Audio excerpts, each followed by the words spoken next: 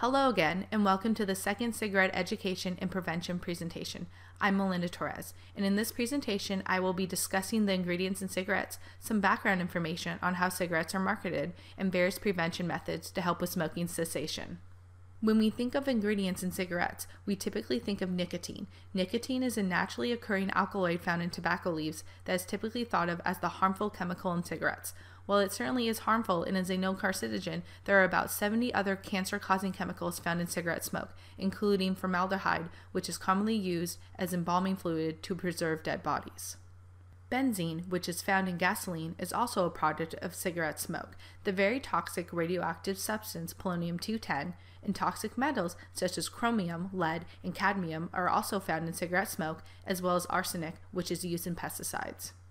If that weren't enough to deter someone from smoking cigarettes, the smoke also contains poison gases such as carbon monoxide, which is found in cart sauce, hydrogen cyanide, which is used in chemical weapons, ammonia, which is used in household cleaning products, and toluene, which is found in paint thinners. So then, with all of those harmful chemicals found in cigarettes and all the negative health effects, why does anyone purchase cigarettes?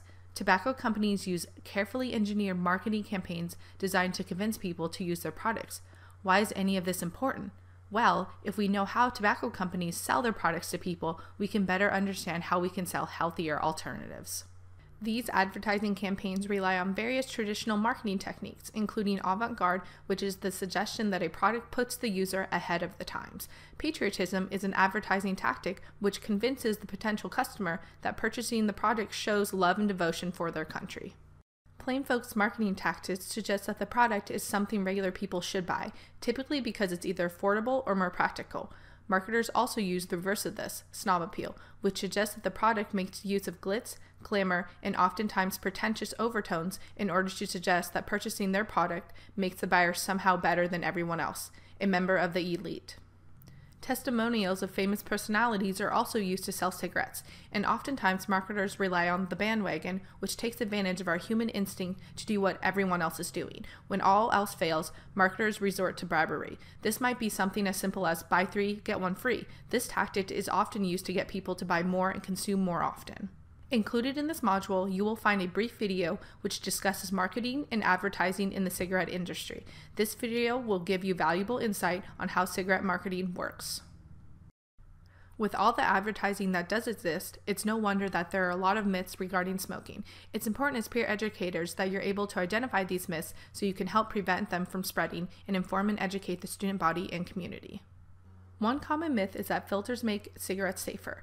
In fact, they're actually designed to make smoke particles smaller, which in turn makes nicotine absorption that much easier. It also increases addiction. Cigarette smoke contains at least 250 known toxic chemicals, none of which are filtered out by the cigarette filter. Another common myth is that smoking an occasional cigarette isn't a big deal. In fact, the 2010 Surgeon General's report concluded that breathing tobacco smoke causes immediate harm to the body. Tobacco smoke can lead to sudden heart attacks and death, even for individuals who don't smoke cigarettes regularly. So then, cutting back isn't enough. It's important to quit smoking entirely. Many people also believe that the damage is already done. They feel that after a few years of consistent smoking, their body has already been damaged by smoking. While it is true that the more you smoke, the more you hurt your body, it's been shown that your body begins to heal within 20 minutes after quitting smoking. Within 2 to 5 years after quitting smoking, the rates of heart attacks are almost the same for smokers as non-smokers. Within 10 years of quitting, lung cancer risk is cut in half. With all of the positive benefits associated with quitting, the question quickly becomes, how do we help someone to quit smoking? First, an individual has to decide they want to quit. Once they make this decision, there are several options. Research has shown that most former smokers stop smoking without the aid of any scientifically proven treatment regimen. However, there are still several treatment methods that are proven effective, should quitting cold turkey prove to be too difficult. Options include individual, group, and even telephone counseling. Behavioral therapies are also very effective in helping people to quit smoking. Over-the-counter nicotine replacement products come in various forms, such as patches, gums, and lozenges. The patch, an inhaler, and nasal spray also exist in prescription form. Other medications include bupropion SR, which is marketed as Zyban, and varenicline tartrate, which is marketed as Chantix.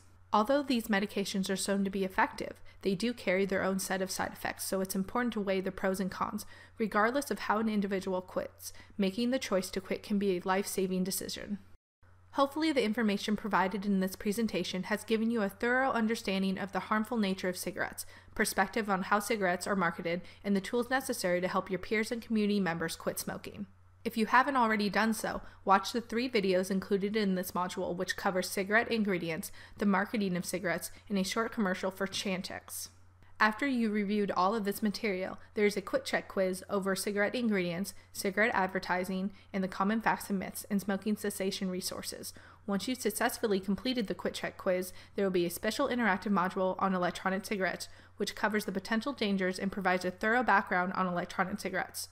For this module, it's important that you use an updated version of either Internet Explorer, Safari, or Google Chrome. Mozilla Firefox and Opera will not function properly with this module.